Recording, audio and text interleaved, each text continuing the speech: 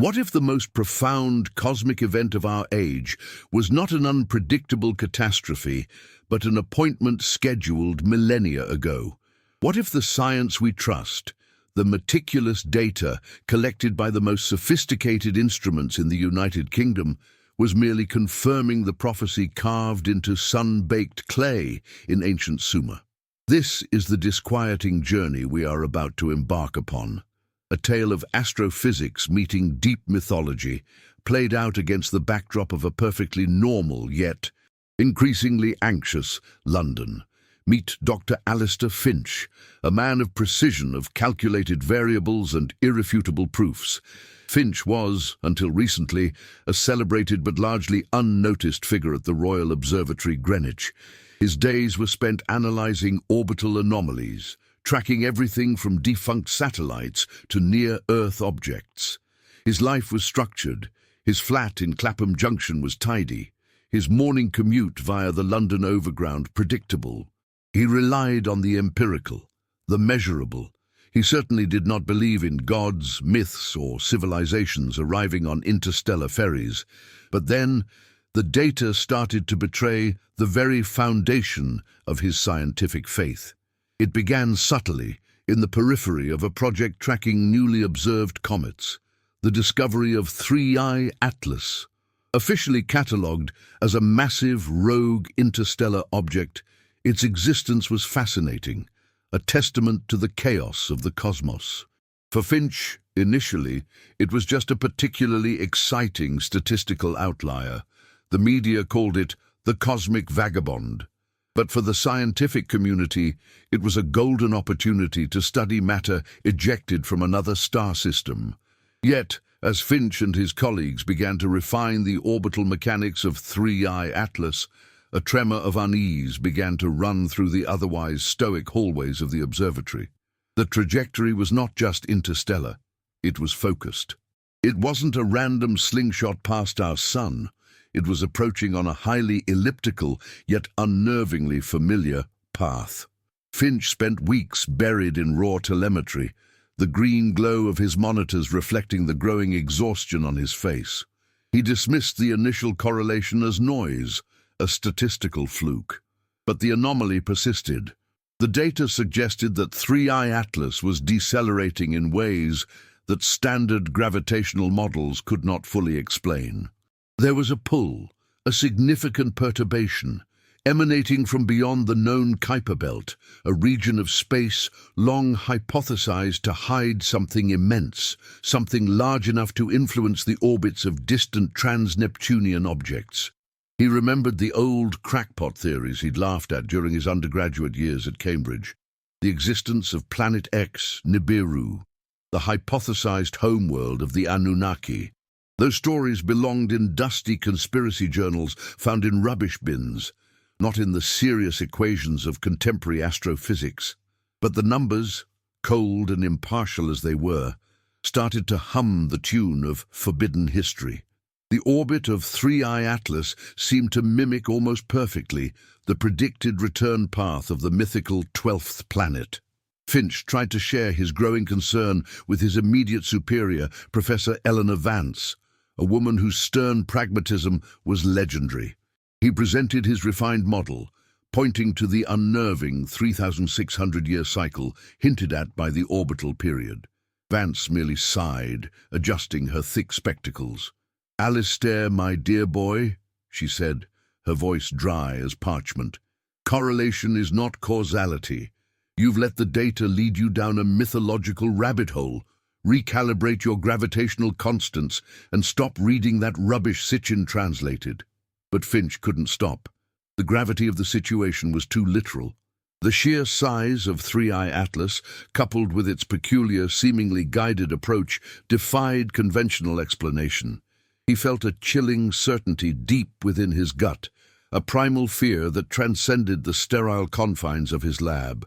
He began to look not just at the stars, but at the earth beneath his feet, searching for the historical footprint of this alleged cyclical event.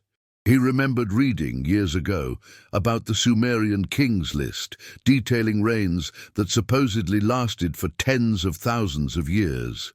Were these historical inaccuracies, or chronologies based on a different, longer cycle of time?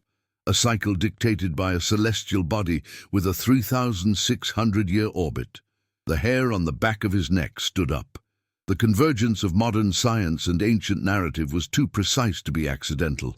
This wasn't just a comet. It was an activation trigger. If this beginning already made you rethink what you knew, imagine what lies ahead. Then definitely drop a like and subscribe to the channel, because here, every video reveals something few dare to show. The truth is often found at the intersection of myth and mathematics. Alvo aprox 700 palavras. If this beginning already made you rethink what you knew, imagine what lies ahead. Then definitely drop a like and subscribe to the channel, because here, every video reveals something few dare to show. The pressure mounted in Finch's chest. He felt an intense, crushing loneliness in his discovery. To admit this theory in public would mean academic suicide. He would be relegated to the same fringe category as the flat earthers and the believers in fairy circles. Yet to ignore it meant potentially overlooking a catastrophe preparation that humanity was utterly failing to make. The responsibility felt like a physical weight, pressing him down into his lab chair, muffling the distant sounds of the London rush hour outside. He imagined the meticulous work of the ancient astronomers, not with powerful telescopes, but with keen observation, noting the patterns, the subtle shifts in the planetary dance. They didn't calculate orbital parameters in kilometers or astronomical units. They measured time in generations, in the rise and fall of great cities. They were waiting. And now, 3i Atlas was delivering the cosmic telegram. Finch began to work in absolute secrecy, downloading terabytes of raw data onto encrypted drives. He knew the observatory network was monitored, not just by his colleagues, but likely by governmental agencies with an interest in celestial mechanics, agencies that preferred silence over panic. He had to assume that his every keystroke was potentially being logged by GCHQ, perhaps even MI5, interested in any potential threat that might cause civil unrest, or worse, reveal truths that the established global narrative preferred buried. He remembered the specific feeling of the observatory at night. The air, cool and damp, carrying the scent of cut grass and diesel fumes from the nearby roads. The massive Victorian dome, usually a symbol of human ingenuity, suddenly felt like a cage. He was trapped between an impossible truth and an equally impossible silence. He needed context, not just orbital numbers. He needed the source material, the very clay tablets that prophesied this moment. His next step had to be deliberate, stealthy, and far outside the bounds of his official duties. He needed to visit the British Museum, specifically the dimly lit, often overlooked section housing the cuneiform tablets from Mesopotamia. He needed to find the specific texts detailing the Dingear, the lofty ones, the Anunnaki, and their supposed return schedule. He planned his excursion with the precision of a burglar, which, in a sense, he was. He was attempting to steal back a hidden history, sequestered behind layers of academic skepticism and official classification. He booked a train ticket from Clapham Junction into Waterloo, planning to walk across the bridge at dawn, ensuring he looked merely like another exhausted London commuter, blending seamlessly into the city's grey tapestry. The fate of conventional astrophysics, and perhaps much more, rested on those fragile, millennia-old fragments of clay. If you reach this point without pausing, it's because this narrative has taken hold of you. Then strengthen this content, like it now, and send it to someone who desperately needs to see this hidden side of history. Alvo, aprox. 1400 palavras. If you reach this point without pausing, it's because this narrative has taken hold of you. Then strengthen this content, like it now, and send it to someone who desperately needs to see this hidden side of history. The air in the British Museum archive was thick, dry and cool, smelling faintly of dust and preservation chemicals. a stark contrast to the humid, petrol-laced air of central London outside. Dr. Finch, having secured temporary access under the pretense of researching astronomical notations in Babylonian star charts, was deep within the labyrinthine storage rooms. He wasn't looking for standard academic material. He was searching for the controversial fragments, the tablets Zechariah Sitchin had popularized and simultaneously discredited decades ago. Finch's goal was to confirm the narrative framework, the timeline that paralleled his own cold mathematical calculations. The orbital period of 3,600 years, the Shah in Sumerian timekeeping, was the key. He needed a specific tablet, one known amongst fringe historians as the Tablet of Eridu, which supposedly contained a precise celestial map detailing the appearance of the winged disk, often equated with Nibiru, relative to the constellations we now recognize. He found the tablet in a specially climate-controlled cabinet labeled with the mundane designation K1099. It was small, no bigger than a paperback, covered in incredibly intricate cuneiform script. Finch carefully donned white cotton gloves, the rough texture of the aged clay almost vibrating beneath his touch. It was surreal. He, an astrophysicist trained in quantum mechanics and general relativity, was relying on a piece of fired mud crafted by a civilization that existed before the Bronze Age collapse.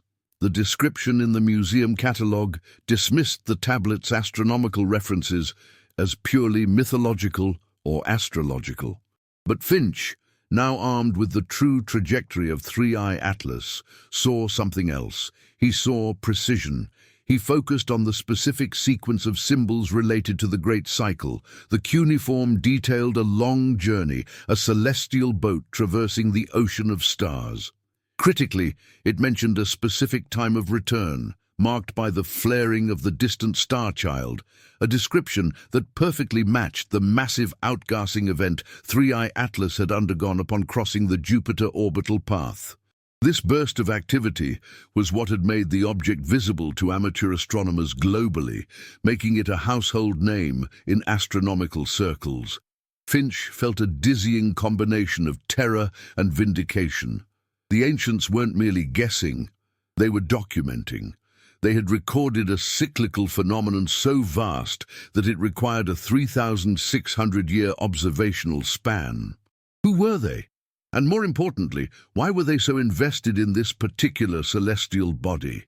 The answer, according to the mythological interpretation, lay in the purpose of the Anunnaki, those who from heaven to earth came. The texts describe their arrival not as friendly visitors, but as colonizers, looking for something specific on Earth: gold. The theory, famously put forth by others, but now gaining terrifying traction in Finch's mind, suggested they needed gold dust to repair the atmosphere of their home world, Nibiru, a planet supposedly suffering from severe environmental decay. If Three-Eye Atlas was indeed the herald of this returning planetary body, then the ancient countdown wasn't about a natural collision. It was about the impending arrival of a highly technologically advanced, resource-hungry civilization. Finch started cross-referencing this information with other, equally obscure texts he found hidden in the museum's digital catalogue. Texts mentioning the sudden, almost miraculous rise of Sumerian civilization, the mastery of irrigation, advanced metallurgy, and sophisticated legal systems seemingly appearing out of nowhere. Was this knowledge merely handed down by the gods? He spent the better part of 3 days immersed in this forbidden research, snatching hurried meals of supermarket meal deals and lukewarm instant coffee. His flat in Clapham felt distant, almost irrelevant. The world outside, the cheerful double-decker buses, the bustling market on Lavender Hill, the routine of London life, all felt like a fragile veneer over an immense hidden mechanism about to grind into action. He realized the gravity of his situation extended beyond the scientific community. If this celestial event was tied to the genesis of human civilization, then the consequences of its return were not merely gravitational, they were existential. affecting the very foundation of human culture and religion. The tales of Olympus, the myths of the Great Flood, the giants mentioned in various holy books, were these distorted memories of the Anunnaki's previous visits? Finch felt a physical ache from the strain. The museum's quiet halls, usually so comforting, now felt heavy, charged with the ghosts of forgotten knowledge. He took detailed photographs of the tablet of Eridu, encrypting them immediately. He knew that the moment he publicly connected the trajectory of Three-Eye Atlas with the Anunnaki narrative, he would move from respected academic to global pariah. He would become a target, but the alternative, silence, was morally indefensible. The countdown had begun, and humanity was asleep at the wheel. Returning to his small flat in Clapham Junction, Dr. Finch found the familiar grime and clutter strangely comforting. The peeling paint on the window frames, the damp smell of the old building, the rumble of the trains passing close by, these were the anchors of his mundane existence, soon to be violently ripped away. He poured himself a strong cup of English breakfast tea, its warmth doing little to dispel the chill that had settled in his bones since his discovery in the museum.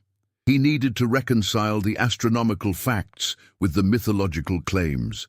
The key obstacle was the sheer scale of the deception. It wasn't just his colleagues who dismissed the Nibiru concept. The entire global astronomical community, backed by powerful governmental space agencies, actively suppressed any serious discussion of a large, distant solar body. Finch began to suspect that the cover-up wasn't recent. It was institutional, woven into the fabric of post-war scientific consensus. He activated his most secure workstation, a bespoke machine hidden inside an old, repurposed tea chest. His fingers flew across the keyboard, cross-referencing his refined Atlas trajectory data with historical climate patterns. If Nibiru's passage caused massive gravitational disruption, the effects wouldn't just be felt in orbit. They would manifest on Earth as geological instability, massive tidal shifts, and abrupt climate changes. The results were startling. By mapping the proposed 3,600-year cycle backward, Finch found uncanny correlations with known global catastrophes. The Younger Dryas impact event, approx 12,900 years ago, the sudden end of the Akkadian Empire, approx 4,200 years ago, and numerous localized Great Flood myths that seemed to cluster around these cyclical epochs.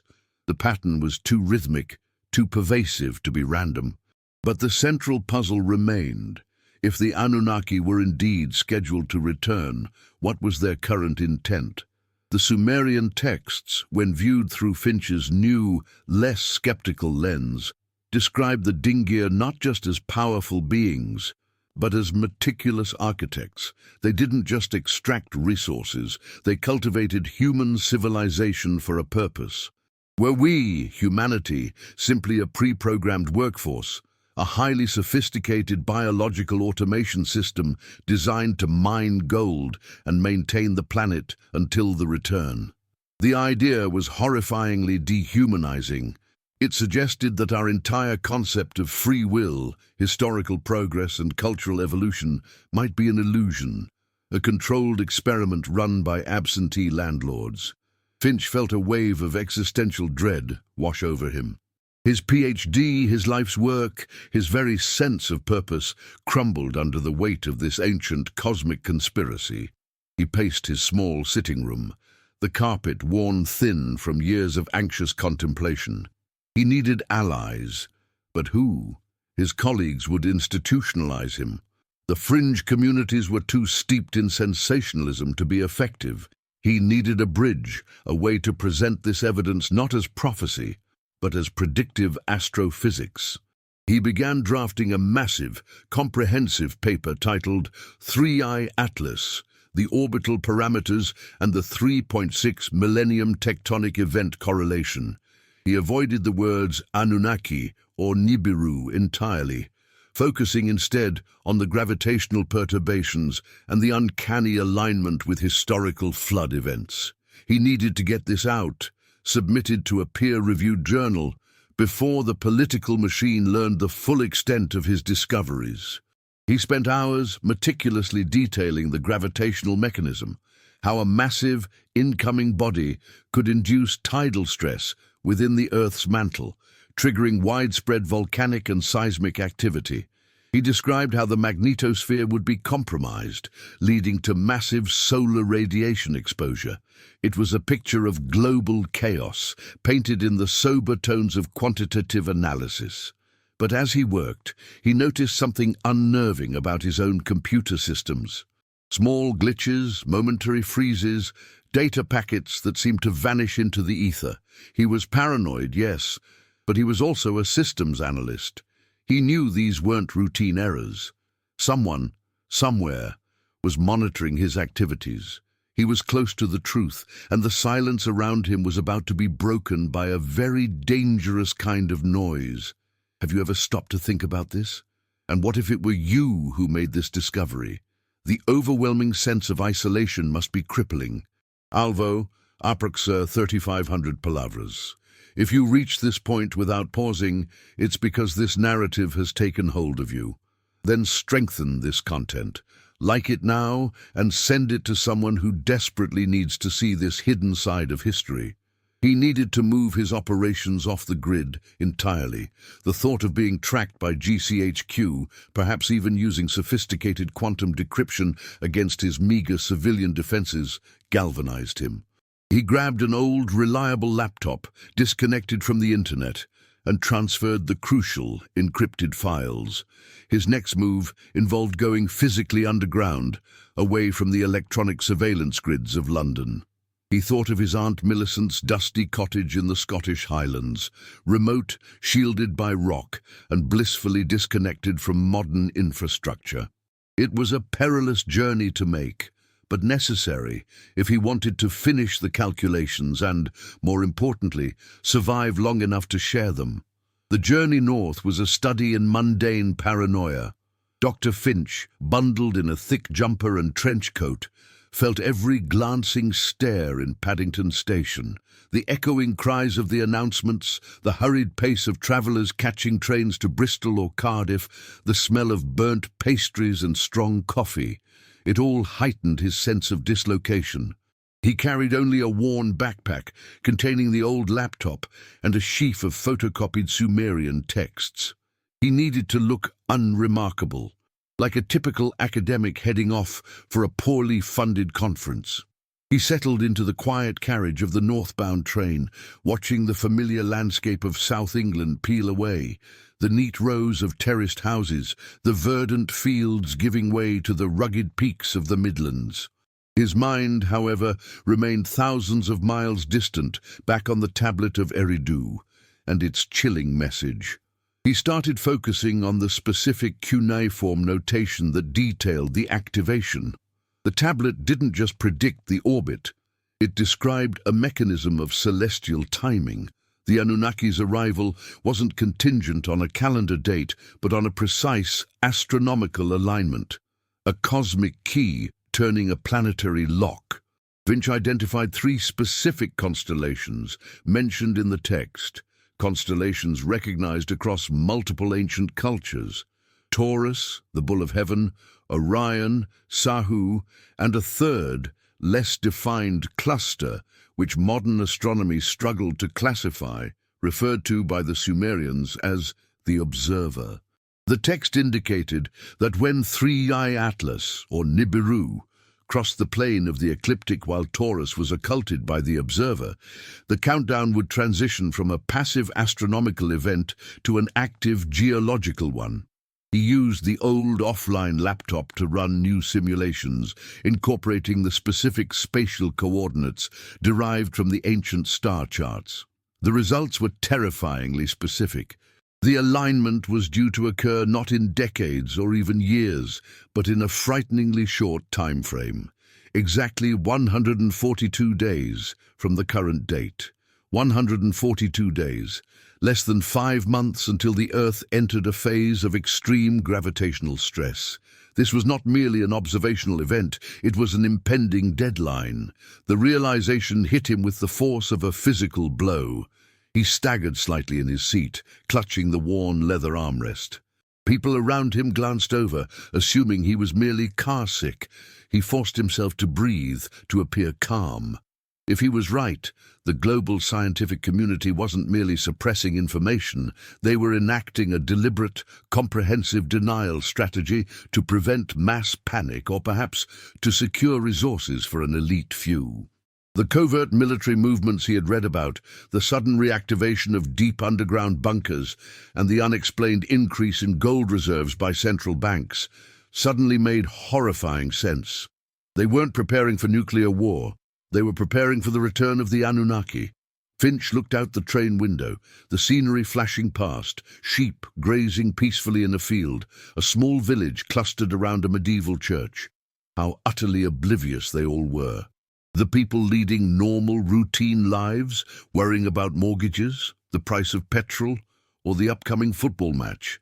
They had no idea that their entire civilization was living on borrowed time, operating according to a clock set by an extrasolar entity thousands of years ago.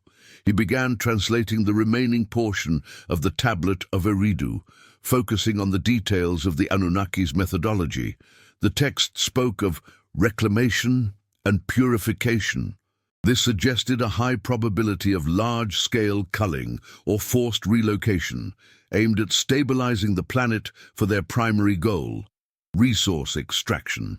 The ancient description of the Great Flood, therefore, wasn't a punishment from an angry god.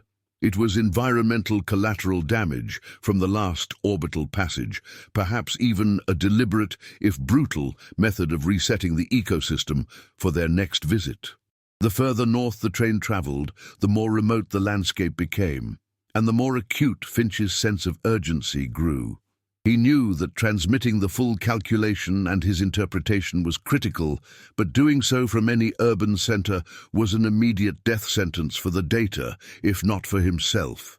He needed the physical, geological isolation of the highlands to even stand a chance of broadcasting the truth before the global powers recognized the full threat he posed. The smell of peat smoke and damp earth began to seep into the carriage as they neared the Scottish border. The silence was broken only by the rhythmic clickety-clack of the rails. Finch realized that his solitude, which had once been a professional advantage, was now his greatest weakness. If something happened to him now, the truth would be lost, buried beneath layers of redacted files and official denial. He imagined the quiet, deliberate work of the cover-up artists, the scientists paid to miscalculate the Atlas trajectory, the historians tasked with minimizing the significance of Sumerian texts, the archaeologists who carefully mislabeled artifacts to maintain the accepted timeline of human evolution.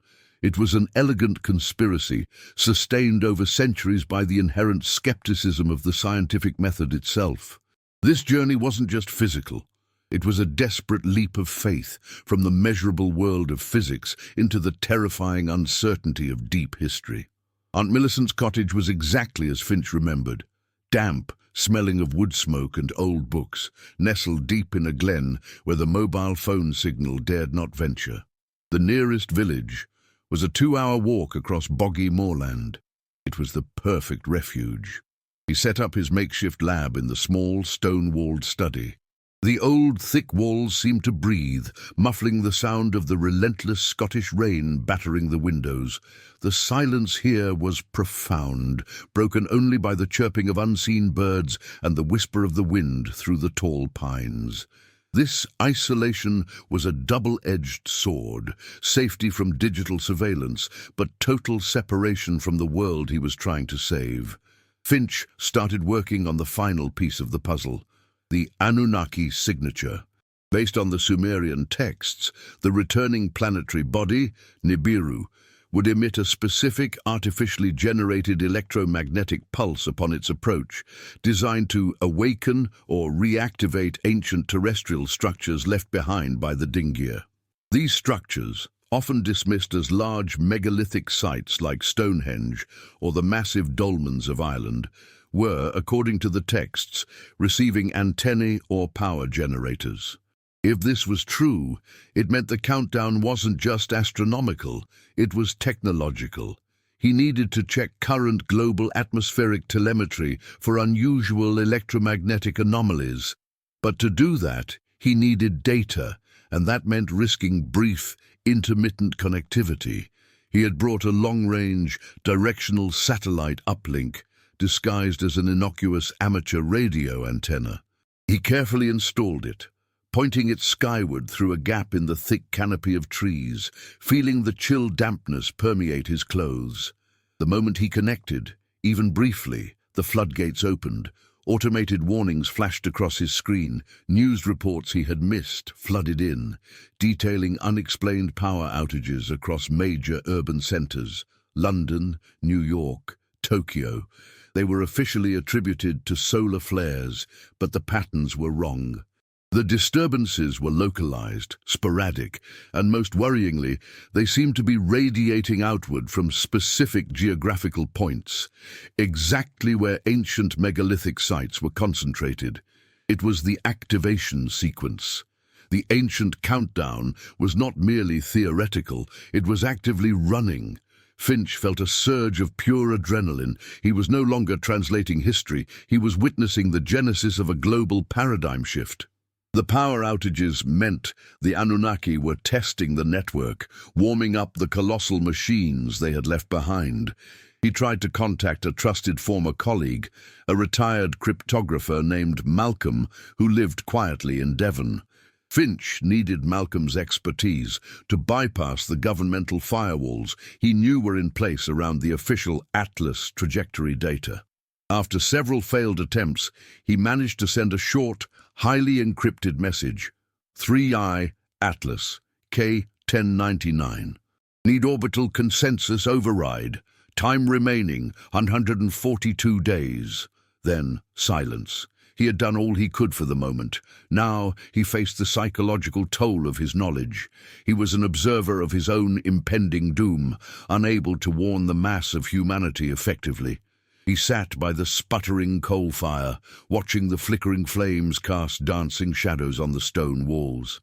He thought of the casual cruelty implied by the Sumerian narrative. If the Anunnaki needed gold, and humans were merely tools for extraction, what happens when the tools become too numerous, too self-aware, or simply redundant? The implication was chilling. A systematic, efficient cleansing. The weight of this truth made his every muscle ache. He thought back to the bustling streets of London, the cheerful chaos of Borough Market, the quiet dignity of the National Gallery. All that complexity, all that culture, all those dreams, predicated on the fragile assumption of human autonomy. What would have happened if she had chosen another way? If the Anunnaki had not intervened in ancient history? The hypothetical is crippling. Alvo, approx 5,600 palavras. If you reach this point without pausing, it's because this narrative has taken hold of you. Then strengthen this content. Like it now and send it to someone who desperately needs to see this hidden side of history. Finch focused on the technical requirements for the final transmission. He needed a burst broadcast powerful enough to penetrate satellite jamming and wide enough to be picked up globally by amateur radio operators, a network that the government surveillance systems often ignored. It would be a single, definitive moment of defiance. He needed to prepare the full package: the decoded tablets, the orbital mechanics, the correlation with historical catastrophes, and the proof of the current electromagnetic activation. It needed to be irrefutable, leaving no room for the usual academic dismissal. To truly understand the chilling precision of the countdown, Dr. Finch had to delve into the historical precedents, the remnants of the Anunnaki's previous visits. He had long dismissed the fringe theories surrounding the megalithic architecture of the UK, Stonehenge, Avebury, and the incredible structures found across the Orkney Islands, as monuments to simple Neolithic belief. Now, he saw them as complex, forgotten machinery. He focused his research on Skara Brae, the Neolithic settlement in Orkney, a place famed for its surprising structural sophistication, built thousands of years before standard historical timelines predicted such capability. Why did a simple farming community need such robust, stone-cut furniture and complex drainage systems? The Sumerian texts provided a horrifying context. They described relay stations established on Earth, used to communicate with Nibiru during its long aphelion, farthest point from the Sun. These sites needed to be geologically stable, acoustically insulated, and aligned with key celestial markers. Finch superimposed the coordinates of the most impressive ancient British sites onto a global map. The pattern wasn't random. They aligned along ley lines that converged on specific geological hotspots, areas rich in minerals, and critically, areas of high electromagnetic potential. Stonehenge, for instance, wasn't just a calendar. Its massive sarsen stones, particularly rich in quartz, acted as piezoelectric transducers, generating and storing measurable amounts of energy from tectonic strain and atmospheric disturbances. During the previous passage of Nibiru, the text suggested these structures activated, acting both as beacons and perhaps as environmental stabilizers, or weapons. The Great Flood, as depicted in the Epic of Gilgamesh, might have been triggered by the gravitational forces of the approaching planet, overwhelming the stabilizing capacity of the ancient installations. Finch realized that the builders of these structures, whether they were the Anunnaki themselves or early human collaborators, had an understanding of physics far surpassing anything achieved in the 20th century. They understood how to harness planetary forces on a colossal scale. He began to detail the correlation between the 3,600-year cycle and tectonic stress records. Using ice core samples and deep-sea sediment analysis, he plotted spikes in iridium, often linked to cosmic impacts, and sudden, extreme fluctuations in sea levels. Every 3,600 years, the Earth seemed to convulse, almost as if shaking off a fever. The implications for the present moment were stark. If 3I Atlas was indeed the precursor to a returning Nibiru, then the electromagnetic disturbances he had already noted were merely the preliminary hum before the main engine roar. The final alignment, the 142-day mark, would trigger maximum tectonic activity.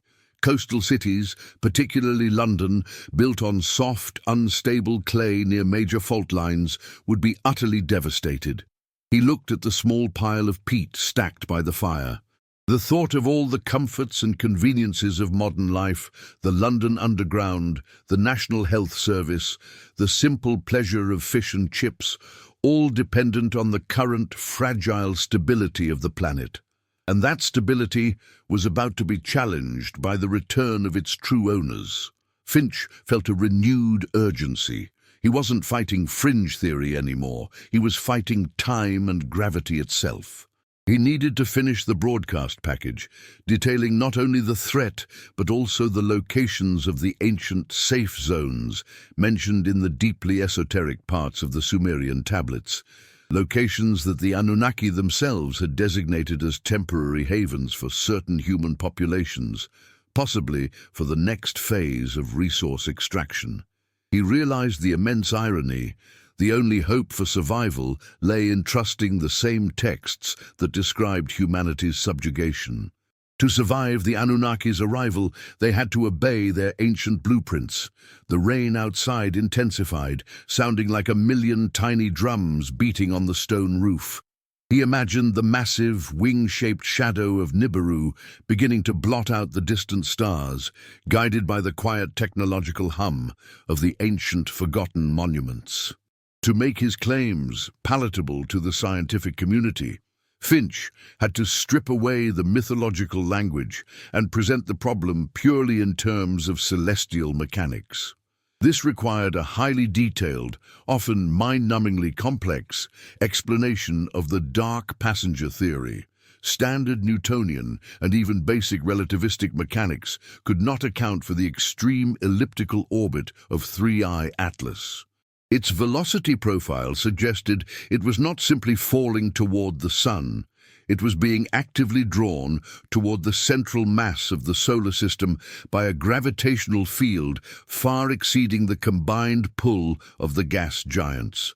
This is where the concept of Nibiru, or Planet X, became scientifically indispensable.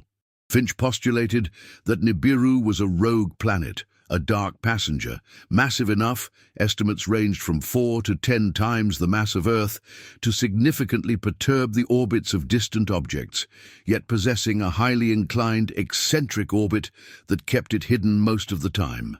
The most crucial component of Finch's new calculation was the gravitational perturbation echo.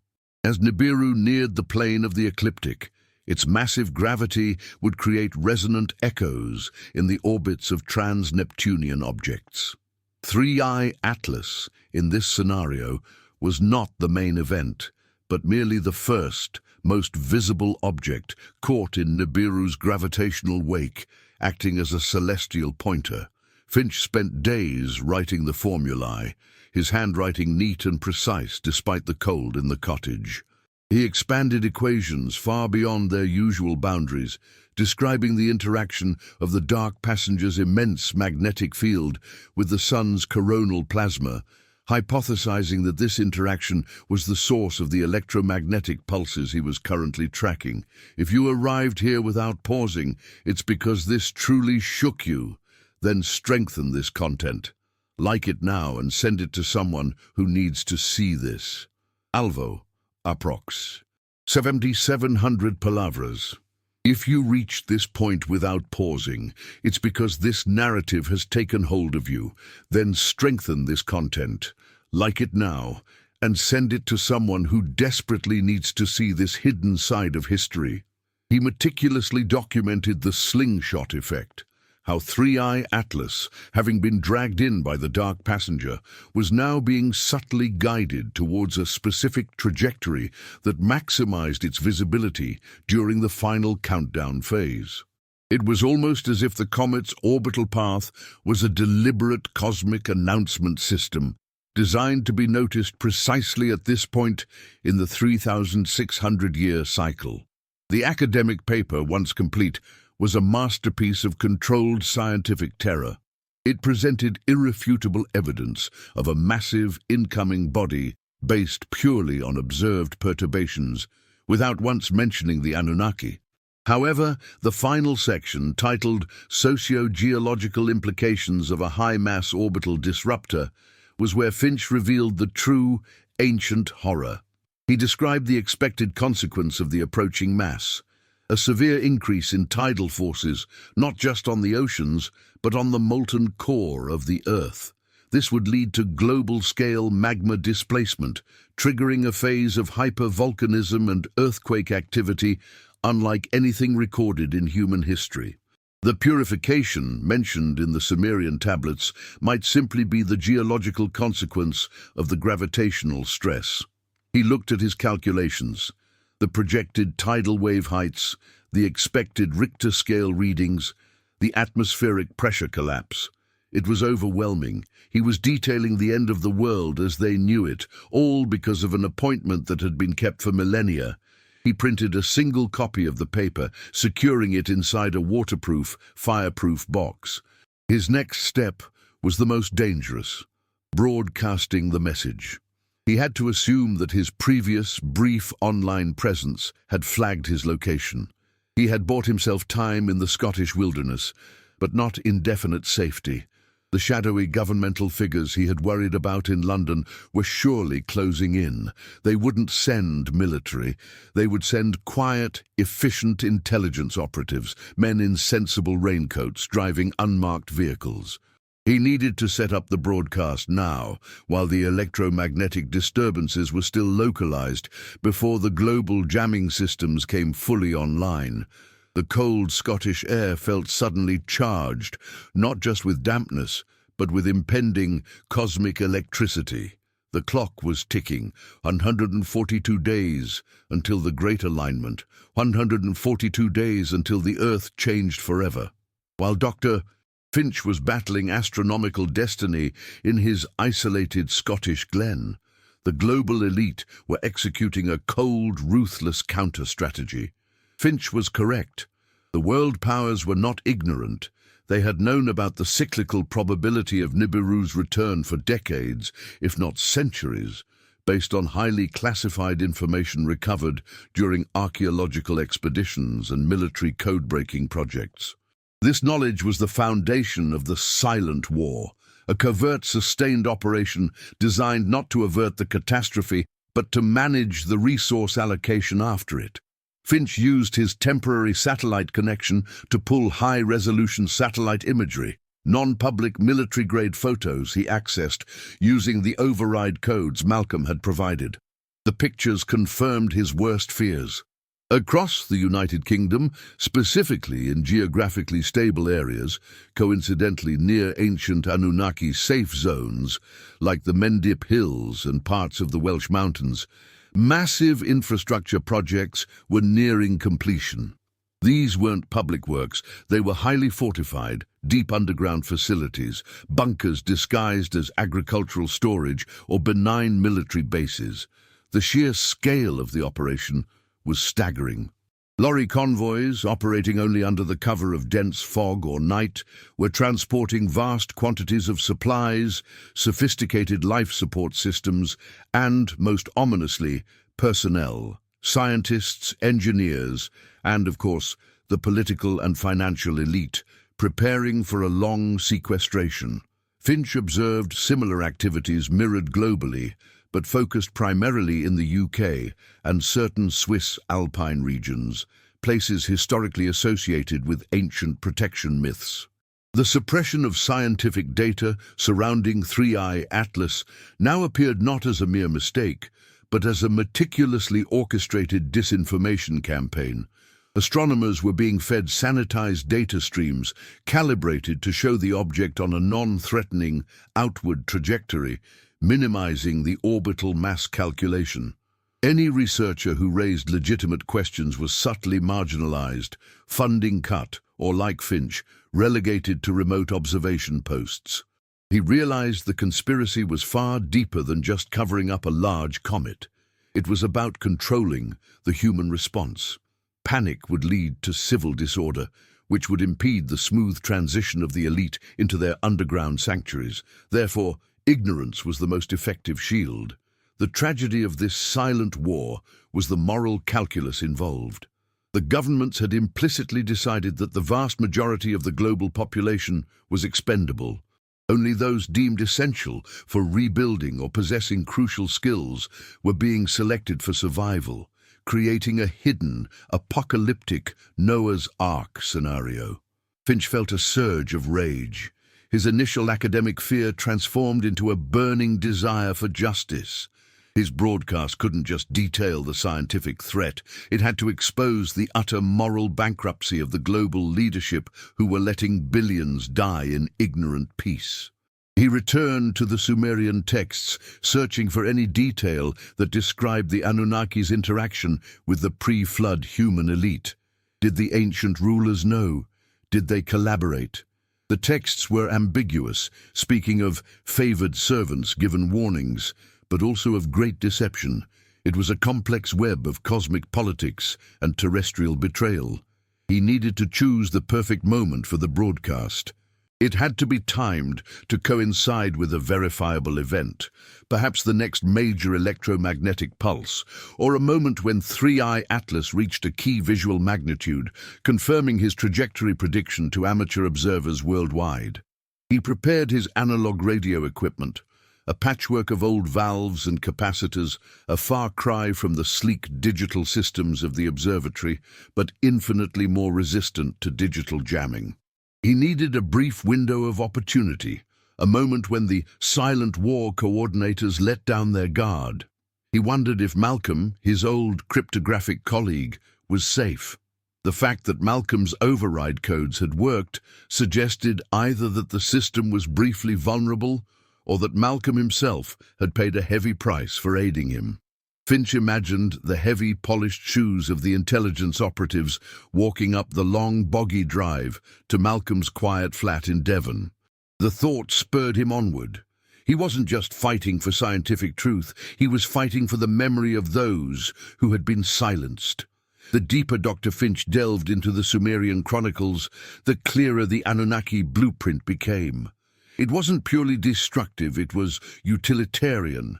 The impending arrival of Nibiru, heralded by Three-Eye Atlas, was not the end goal, but the beginning of a massive terrestrial operation, the harvest and the reset. The texts meticulously detailed the resources the Dingia required for their subsequent 3,600-year cycle of maintenance on Nibiru. Chief among them was gold, needed for atmospheric repair, but also a complex array of biological resources, including specific strains of terrestrial flora and fauna, and most disturbingly, human genetic material. Finch translated a terrifying passage from the tablet K, describing the initial creation of Lulu, primitive man, as a hybrid worker engineered to serve the Anunnaki. This suggested that human genetics were intrinsically linked to the Anunnaki's needs. The harvest might not just be resource extraction, it could be the collection of specific human genetic lines, those deemed pure or most useful for continued experimentation or as a slave population. This provided a chilling motivation for the global elite's actions. Perhaps their survival was guaranteed, but only as collaborators, tasked with organizing the harvest of their own species. The vast underground bunkers weren't just for survival. They were staging areas, controlled environments where selected populations could be sheltered and maintained for the Anunnaki's arrival. Finch felt a profound sense of disgust. The entire historical narrative of human progress, faith, and political struggle was reduced to the ebb and flow of a colossal, cosmic farming cycle. He shifted his focus to the reset mechanism. The Anunnaki texts suggested that after a period of intense gravitational upheaval and resource collection, the planet would be left in a state of controlled collapse, forcing the surviving population to revert to a primitive state, restarting the slow ascent of civilization, a process that guaranteed their dependence on the gods upon the next return. The sheer technological arrogance implied by this blueprint was staggering. The Anunnaki weren't just powerful. They viewed Earth as their estate and humanity as their livestock. Finch meticulously annotated his document, describing the expected geological changes, the sudden drop in global temperature following massive volcanic eruptions, the nuclear winter effect, the massive increase in solar radiation due to the compromised magnetosphere. The world that greeted the survivors would be raw, unforgiving, and fundamentally primitive. The countdown, therefore, was a double clock. 142 days until the gravitational stress peaked, and then the start of the reset phase, a dark age initiated by a technologically superior civilization. Finch looked at his notes, surrounded by the quiet intensity of the Scottish glen. He needed to encode his document in multiple formats, audio, video, if he could synthesize enough visual evidence, and pure data packets. He needed redundancy. If the broadcast was intercepted, there had to be physical backups that could be recovered by future generations. He realized the necessity of reaching the public directly, bypassing the controlled narratives of the mainstream media. He thought of the dedicated community of amateur astronomers and radio enthusiasts, the hams and stargazers who often worked outside of official channels, possessing the capability to receive and disseminate unusual data. They were his best chance. They were the ones who truly looked up, who sought the truth beyond the prescribed lines. He thought of the sheer scale of the historical manipulation required to maintain this secret. Generations of historians, theologians, and scientists, all unknowingly complicit in upholding a structure of denial. The wind howled outside, sounding like a ghostly choir lamenting the fate of humankind. Finch fortified his resolve. He was ready to become the Cassandra of the modern age, knowing full well that speaking the truth might cost him everything, but silence would cost the world its future. Finch's isolation was finally broken, not by the roar of a helicopter or the shout of armed soldiers, but by a quiet, calculated intrusion, far more unsettling than any dramatic assault. One foggy morning, about a week after Malcolm's transmission, Finch was adjusting his antennae outside the cottage, the air cold and thick with mist rolling off the moorland. He straightened up, wiping the moisture from his face, and saw him. A man sitting quietly on a dry stone wall 50 yards away, perfectly still. The man was dressed in practical, if slightly expensive, country attire, a Barber jacket, sensible leather brogues, and a thick woolen flat cap. He looked like an affluent rambler, perhaps a retired civil servant enjoying the scenery, but his posture was rigid, and his gaze, when he finally turned his head, was unnervingly precise. "Morning, Dr. Finch," the man said, his voice measured, possessing the clipped, slightly upper-class accent that speaks of Oxford tutorials and government offices in Whitehall. "Bit of a chill out here, isn't it? I'm here on behalf of the Crown." Finch's heart hammered against his ribs. He didn't run. He knew instinctively that escape was impossible. This man was a professional. "The Crown cares about my amateur radio antenna, does it?" Finch replied, attempting a casual tone, though his hands were shaking inside his thick wool gloves. "We care about the stability of the realm, Dr. Finch, and we care deeply about the integrity of highly sensitive orbital data," the man said, standing up slowly. He made no aggressive moves, relying entirely on the immense, unspoken authority of the state. "The data is public domain, surely?" Finch challenged. "The interpretation, Dr. Finch, is where the lines become blurred. You've crossed a boundary. You've blended verifiable physics with regrettable historical fiction. You're attempting to correlate the movements of Three-Eye Atlas with the cyclical mythological narratives concerning the Anunnaki." The man pronounced the word with careful, almost mocking disbelief. "And if the correlation holds?" Finch pressed.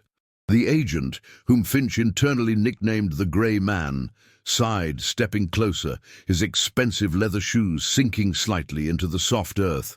"The risk is not to the data, Doctor. The risk is to the society that relies on our assurance.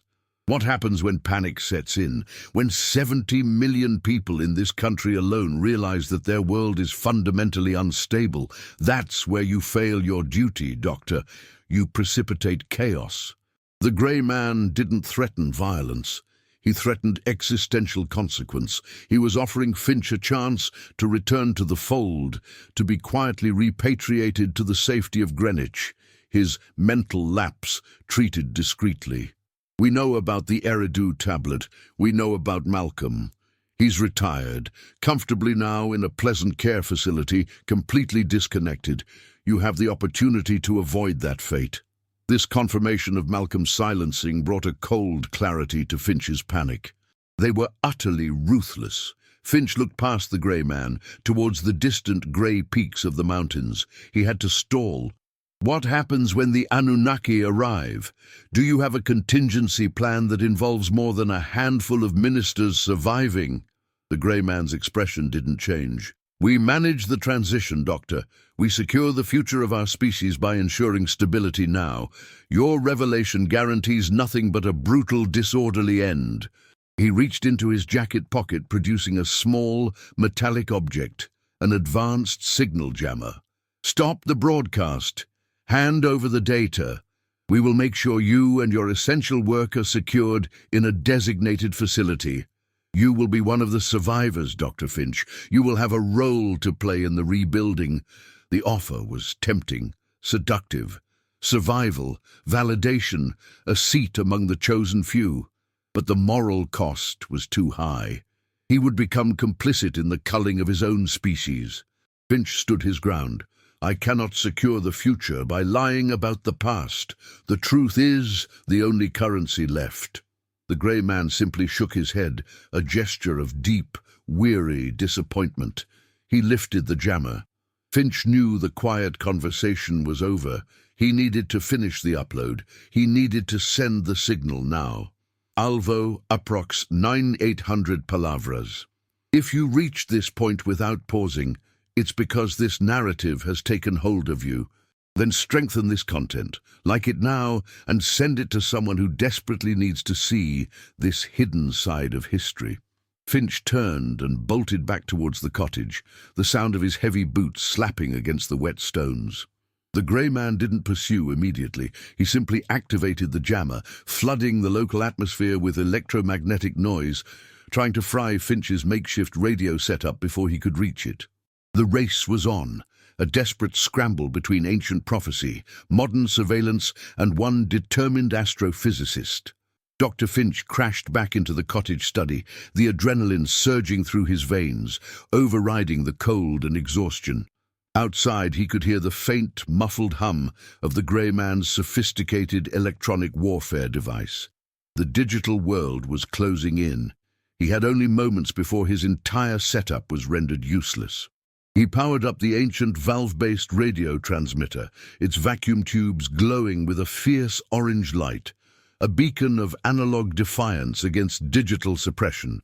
He connected the old laptop, which held the entire corpus of his evidence: the K-1099 translation, the refined 3I Atlas orbital data, the historical climate correlations, and the photographic evidence of the global bunker network.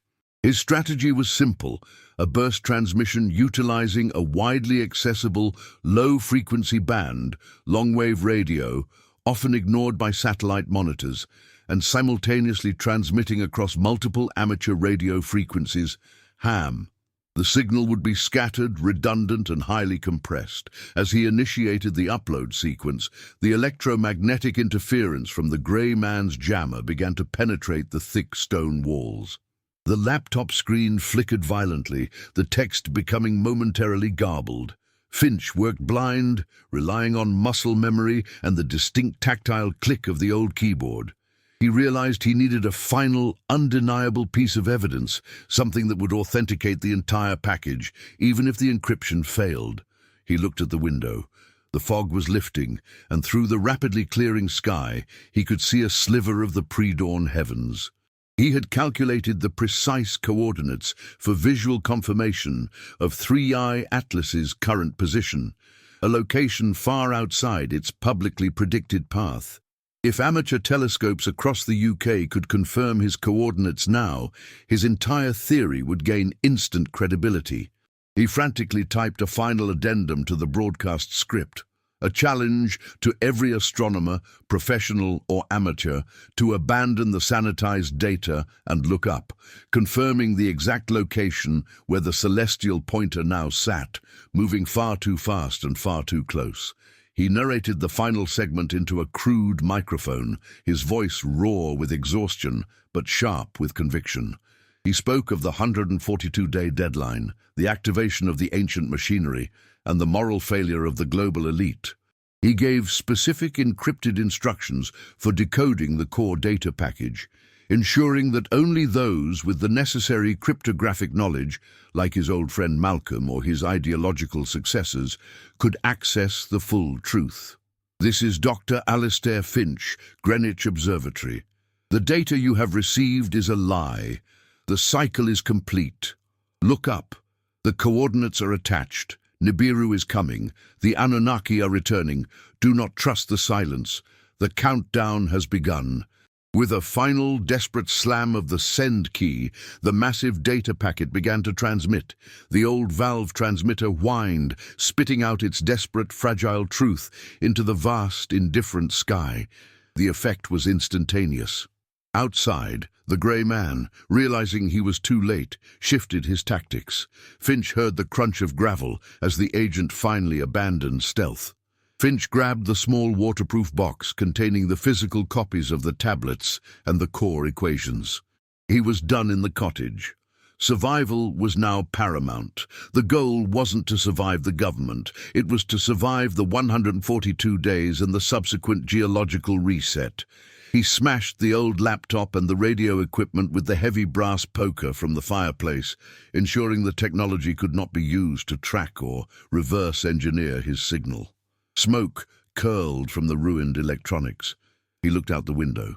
The grey man was approaching the cottage door, his face grim, no longer offering polite discourse. The time for negotiated surrender was over. Finch turned and fled, not through the front, but through a small, forgotten coal chute in the rear of the cottage, a tight, dirty escape route known only to his Aunt Millicent. He emerged into the cold, wet air of the glen, clutching the box, running towards the dense, protective shadows of the ancient Caledonian forest. The broadcast was out. Now, he was a fugitive in his own country, hunted by men who feared chaos more than extinction. In the days immediately following Dr. Finch's rogue broadcast, a signal that immediately began bouncing around the global ham network and leaking onto encrypted dark web channels, the environment itself started to confirm his warnings. The closer 3-eye Atlas Nibiru approached, the more violent and unpredictable the Earth became. Finch, now deep in the wilderness, relying on basic survival skills and canned beans, watched the sky not with a telescope, but with the naked eye. The meteorological data, even the sanitized public reports, spoke volumes. The air felt heavier, charged with an invisible static electricity. Strange, vibrant auroras, usually confined to the far reaches of Scotland and the Northern Lights, began appearing nightly over central England, painting the usually light-polluted skies of Manchester and Birmingham with unnatural green and purple hues. This suggested a fundamental instability in the Earth's magnetosphere, exactly as Finch had predicted due to the massive, incoming magnetic field of Nibiru. Weather patterns became extreme. Flash floods devastated parts of Yorkshire and the Welsh valleys. Simultaneously, heat waves gripped the south coast, creating bizarre, localized weather systems that defied modern climate modeling. It was as if the Earth's delicate atmospheric machinery was violently shuddering under an immense unseen pressure. The most unnerving effect, however, was geological. Reports began to surface of massive deep-sea methane releases off the coast of Norway, gigantic underwater explosions that baffled oceanographers. These were likely triggered by the increased tidal stresses on the continental shelves, warming up dormant methane clathrate deposits. This sudden release of greenhouse gases added another layer of catastrophic acceleration to the climate breakdown. Finch, sitting by a sputtering fire hidden beneath a rock overhang, felt the ground subtly tremble beneath him. Not a full earthquake, but a persistent, low-frequency tremor that spoke of global tectonic strain. The Earth was groaning under the approaching weight. The public reaction to the environmental chaos was predictable. The mainstream media, clearly under governmental direction, attributed the events to unprecedented climate change and natural cycles. But the amateur scientific community, spurred by Finch's leaked coordinates, was no longer buying the official narrative. Thousands of telescopes, from dedicated observatories to small backyard rigs in suburban flats, were aimed at the coordinates Finch had provided. Within 48 hours, confirmation flooded the anonymous channels. 3-eye Atlas was indeed far closer, moving faster, and possessed of a mass far greater than publicly admitted. The dark passenger theory, once mocked, was being verified in real time by a decentralized network of global citizens. This collective validation was Finch's ultimate triumph. He had successfully circumvented the silent war by appealing directly to the evidence.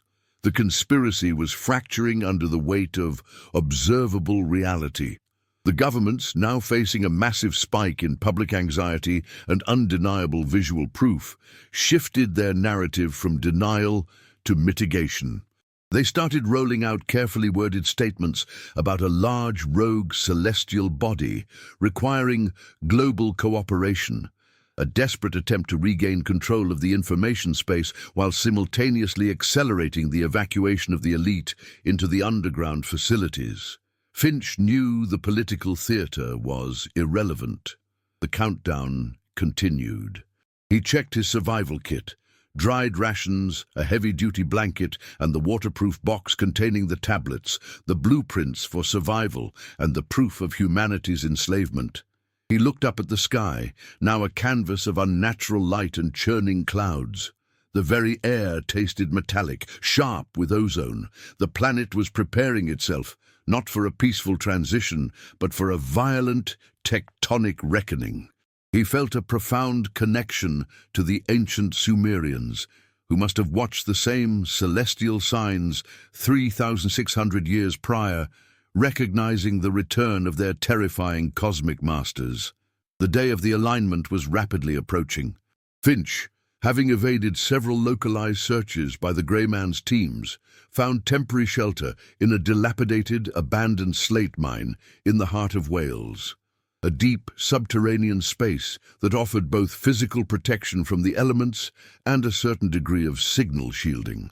It was exactly 72 hours before the calculated celestial alignment when the activation sequence reached its climax. Finch had been tracking the increasing intensity of the global electromagnetic pulses, EMPs. They were no longer sporadic. They were rhythmic, synchronized, and immensely powerful. These pulses, he theorized, were the true countdown mechanism charging the ancient megalithic sites, the Anunnaki power stations, to receive the full energetic burst from Nibiru. He felt a deep tremor run through the stone walls of the mine, a soundless vibration that traveled through the soles of his boots. He immediately checked his simple, unpowered magnetic compass. The needle was spinning wildly, completely untethered from the Earth's north. The planet's magnetic field was being violently distorted. Then came the sound. It wasn't loud, but it was deep, vast, and pervasive. A sub-audible hum that seemed to resonate within the very bones of the earth. It was the sound of colossal energies being harnessed. Finch imagined the scene outside. The massive sarsen stones of Stonehenge, once passive monuments, now vibrating with contained power. The ancient temples of Egypt, constructed with impossible precision, now radiating energy skyward. The world's forgotten machinery was coming online. The activation was triggered by a specific high-energy particle burst from 3I Atlas, indicating the moment it achieved its nearest approach to the ecliptic plane, confirming the Sumerian prophecy of the flaring star child. This burst had a devastating consequence, a global high-intensity EMP that completely annihilated every non-shielded electronic device on the planet. Satellite communication collapsed instantly. The global internet died. Modern civilization, utterly dependent on digital infrastructure, went silent. Finch, protected by the depth of the mine and his own analog preparedness, was a witness to the profound silence that descended upon the world. The absence of electricity, traffic, and signal noise was deafening. The silent war was over, settled not by human intervention, but by the activation of an ancient, cosmic technology. The sudden return to a pre-industrial age was the true reset starting point.